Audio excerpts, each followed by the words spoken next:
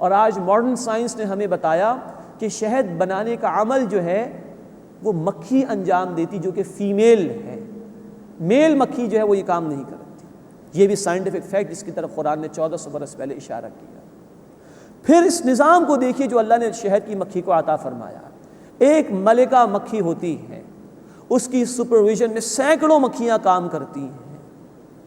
کہاں سے رس لے کر وہ آ رہی ہیں؟ کہیں پودوں سے، کہیں پھلوں سے، کہیں پتیوں سے، کہیں کلیوں سے، اور ایکیوریٹلی وہ اپنے ہی چھتے پر پہنچتی ہیں۔ کوئی زہریلا پودا اس کا رس اگر آ گیا تو چیک اینڈ بیلنسز ہوتے ہیں، سپرویژن ہوتی ہے، وہ اندر نہیں جا سکتا۔ پھر انہی چھتوں کے اندر نئی پیدا ہونے والی مکھیوں کے لیے علیحدہ سے نظام ہوتا ہے، بیمار ہو جانے والیوں کے لیے علیحدہ سے نظام ہوتا ہے، سپرویژن ہوتی۔ سائنس یہ کچھ آج ہمیں بتا رہی ہے۔ اسلام کے ماننے والوں پر یہ بھی اعتراض رہے کہ ان کا قرآن مکھی کا ذکر کرتا ہے۔ اللہ بتا رہے کہ اللہ نے یہ پروسیس سکھایا مکھی کو، یہ اللہ کی قدرت کی نشانی ہے۔ اندازہ کیجئے اس کا کیا انجینئرنگ ہے جو اللہ نے شہد کی مکھی کو عطا فرمائی۔ انسان اسی پر غور کر لے، چاہے وہ ان پڑھ کیوں نہ ہو، وہ عش کر اٹھے گا اللہ کی قدرت پر، جھکے گا اس کے سامنے اور تسلیم کرے گا اللہ کی توحید اور اس کی معرفت کو۔ مزید فرمایا کہ طرح طرح کے رنگ ہیں اس شہد کے جو ان مکھیوں کے پیٹ سے نکلتا ہے، اور فرمایا کہ اس میں شفا ہے لوگوں کے لیے۔ شہد کے ہر قطرے میں ہر وائٹامن موجود ہے جس کی انسان کو ضرورت ہے۔ پھر شہد میں یہ خصوصیت ہے کہ وہ نمی کو جذب کر لیتا ہے، جو چیز اس میں رکھ دی جائے وہ سڑتی نہیں ہے، اللہ اس کو محفوظ کر دیتا ہے۔ یہ ہے اللہ کی قدرت کی نشانیاں۔ فیہ شفاء للناس، اس میں لوگوں کے لیے شفا ہے۔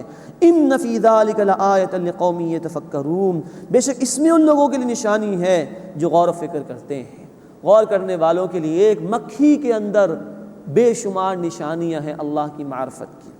واللہ خلقکم ثم یتوفاکم، اور اللہ نے تمہیں پیدا فرمایا پھر وہ تمہیں موت دیتا ہے۔ ومنکم من یرد الی ارذل العمر، اور تم میں سے بعض کو ناکارہ عمر کی طرف پہنچایا جاتا ہے۔ لکی لا یعلم بعد علم شیئا، تاکہ کچھ جاننے کے بعد بھی وہ بے علم ہو جائے۔ ان اللہ علیم قدیر، بے شک اللہ خوب علم رکھنے والا، قدرت والا ہے۔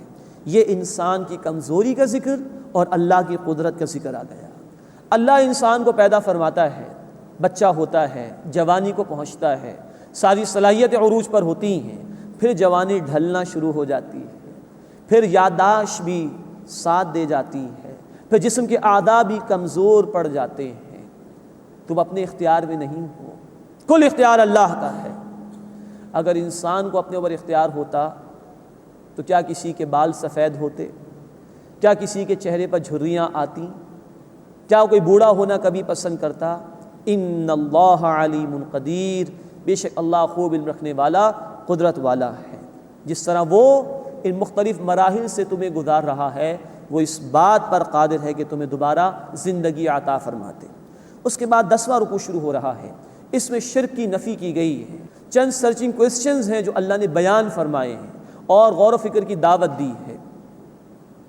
واللہ فضل بعضکم علی بعض فی الرزق، اور اللہ نے تم میں سے بعض کو بعض پر فضیلت دی ہے رزق میں۔ فما الذین فضلوا براد رزقہم، بس وہ جنہیں فضیلت دی گئی ہے وہ اپنا رزق لوٹانے والے نہیں ہیں، علی ما ملکت ایمانہم، انہیں جن کے وہ مالک ہیں یعنی غلام وغیرہ، فہم فیہ سوا، کہ وہ اس میں برابر ہو جائیں۔ افبنعمت اللہ یجحدون، بس کیا وہ اللہ کی نعمت کا انکار کرتے ہیں؟ مراد ہے کہ ذرا تم سوچو، تمہارے غلام ہیں، تم کبھی چاہو گے کہ تمہارا مال انہیں مل جائے اور وہ اور تم برابر ہو جائیں؟ کبھی ایسا ہو سکتا ہے؟ تو پھر ایسا کیوں ہو سکتا ہے کہ اللہ جو علی کل شیء قدیر ہے، باقی ہر شے مخلوق ہے، وہ اللہ کی محتاج ہے، تو تم نے مخلوقات میں سے کچھ لوگوں کو اللہ کے برابر کر دیا؟ کیسے ممکن ہے؟ جب اپنے لیے پسند نہیں کرتے کہ تم اور تمہارے غلام برابر ہو جائیں، تو اللہ کیسے پسند کر سکتا ہے کہ اللہ کے برابر کسی مخلوق کو کر دیا جائے؟ افبنعمت اللہ یجحدون، بس کیا وہ اللہ کی نعمت کا انکار کرتے ہیں؟ واللہ جعل لکم من انفسکم ازواجا، اور اللہ نے تمہیں میں سے تمہارے لیے جوڑے بنائے، مراد تمہاری بیویاں تمہیں عطا فرمائیں، وَجَعَلَ لَكُم مِّنْ أَزْوَاجِكُمْ بَنِينَ وَحَفَدَةً، اور تمہاری بیویوں سے تمہارے لیے پیدا فرمائے بیٹے اور پوتے، وَرَزَقَكُم مِّنَ الطَّيِّبَاتِ، اور تمہیں پاکیزہ چیزوں میں سے رزق عطا فرمایا۔ اللہ نے صرف تمہیں پیدا ہی نہیں کیا بلکہ تمہاری ایک ایک ضرورت کو پورا کرنے کا اہتمام فرمایا، گھر بار عطا فرمائے، پاکیزہ روزی عطا فرمائی۔ أَفَبِالْبَاطِلِ يُؤْمِنُونَ وَبِنِعْمَةِ اللَّهِ هُمْ يَكْفُرُونَ، تو کیا وہ باطل کو مانتے ہیں اور وہ اللہ کی نعمت کا انکار کرتے ہیں؟ نعمت اللہ کی استعمال کرتے ہو اور شکر کسی اور کا ادا کرتے ہو، کھاتے ہو اللہ کا دیا ہوا اور اطاعت اللہ کی نہیں کرتے، یہ ناشکری کیوں کر رہے ہو؟ وَيَعْبُدُونَ مِن دُونِ اللَّهِ، اور اللہ کے سوا ان کی عبادت کرتے ہیں، مَا لَا يَمْلِكُ لَهُمْ رِزْقًا مِّنَ السَّمَاوَاتِ وَالْأَرْضِ شَيْئًا وَلَا يَسْتَطِيعُونَ، کہ جنہیں اختیار نہیں ہے ان کے لیے رزق کا آسمانوں اور زمین میں سے کچھ بھی، اور نہ وہ قدرت رکھتے ہیں۔ یعنی جو محتاج ہیں یہ ان کو پکار رہے ہیں، تو کیا جو محتاج ہو تمہیں رزق دے سکتا ہے؟ تو اللہ کو چھوڑ کر ان محتاجوں کو پکارتے ہو۔ فَلَا تَضْرِبُوا لِلَّهِ الْأَمْثَالَ، بس اللہ کے لیے مثالیں بیان نہ کرو۔ ان اللہ یعلم وانتم لا تعلمون، بے شک اللہ جانتا ہے اور تم نہیں جانتے۔ اب ایک اور سرچنگ کوسچن آ رہا ہے، پھر غور و فکر کی دعوت دی جا رہی ہے۔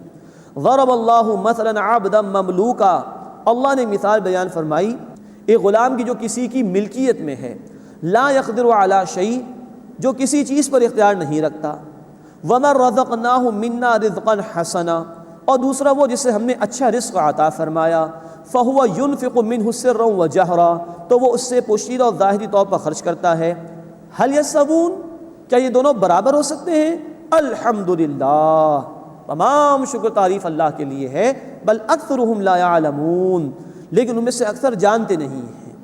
یعنی ایک ہے غلام اور وہ کسی کا محتاج اور کسی کا پابند ہے، وہ کچھ کر نہیں سکتا، چند ٹکے بھی کسی کو نہیں دے سکتا۔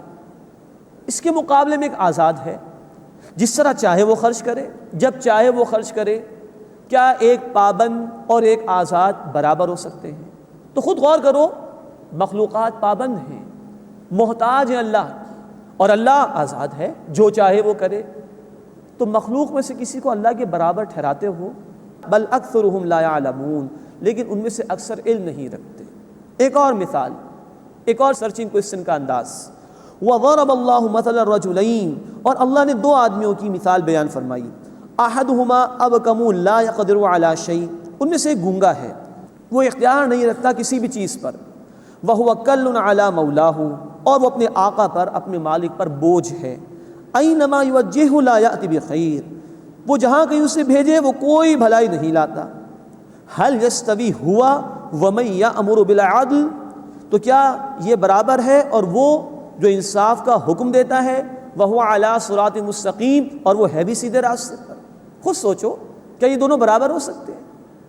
ایک وہ شخص ہے کہ جو غلام ہے، اپنے آقا پر بوجھ بنا ہوا ہے، کوئی خیر اس میں نہیں، کوئی اختیار اس کا نہیں، اور اس کے مقابلے میں ایک وہ شخص ہے جو بالکل آزاد ہے، اللہ نے اس کو ہدایت دی ہے، وہ دوسروں کو انصاف کا حکم دیتا ہے، صراط مستقیم پر ہے۔ کیا یہ دونوں برابر ہو سکتے ہیں؟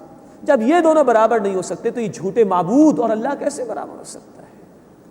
نوٹ فرمائیے، اللہ کے سوا کسی کو بھی پکارا جائے، کسی سے ویسی توقعات وابستہ کر لی جائیں جو کہ اللہ سے وابستہ کرنی چاہیے، کسی کو نفع نقصان کا مالک مان لیا جائے جیسے کہ اللہ کو ماننا چاہیے، تو یہی تو اللہ کے ساتھ شریک کرنے کے مترادف۔ تو مخلوق محتاج ہے، اللہ الصمد ہے، اللہ بے نیاز ہے، ہر کوئی اللہ کا محتاج ہے، وہ کسی کا محتاج نہیں ہے۔ تو جو محتاج ہو اس کو پکارنا بیکار ہے، اس کا کوئی فائدہ نہیں۔ ایک اللہ کو پکارو جو علی کل شیء قدیر ہے، جو الصمد ہے، ہر شے پر قدرت رکھنے والا ہے اور بے نیاز ہے۔ اس کے بعد 11واں رکوع سورہ مبارکہ کا شروع ہو رہا ہے، اس میں پھر اللہ کی نعمتوں کا جامع بیان آ رہا ہے۔ وَلِلَّهِ غَيْبُ السَّمَاوَاتِ وَالْأَرْضِ، اور اللہ ہی کے لیے ہے آسمانوں اور زمین کا غیب، ہر بات جو پوشیدہ ہے اللہ ہی کے علم میں ہے۔ وَمَا أَمْرُ السَّاعَةِ إِلَّا كَلَمْحِ الْبَصَرِ، اور قیامت کا آنا ایسے ہی ہے جیسے آنکھ کا جھپکنا، او هُوَ أَقْرَبُ، یا اس سے بھی زیادہ قریب، آیا ہی چاہتی ہے۔ اللہ کے حبیب صلی اللہ علیہ وسلم نے فرمایا، بخاری مسلم کی حدیث ہے، بُعِثْتُ أَنَا وَالسَّاعَةُ كَهَاتَيْنِ، میں اور قیامت کیوں بھیجے گئے؟ آیا ہی چاہتی ہے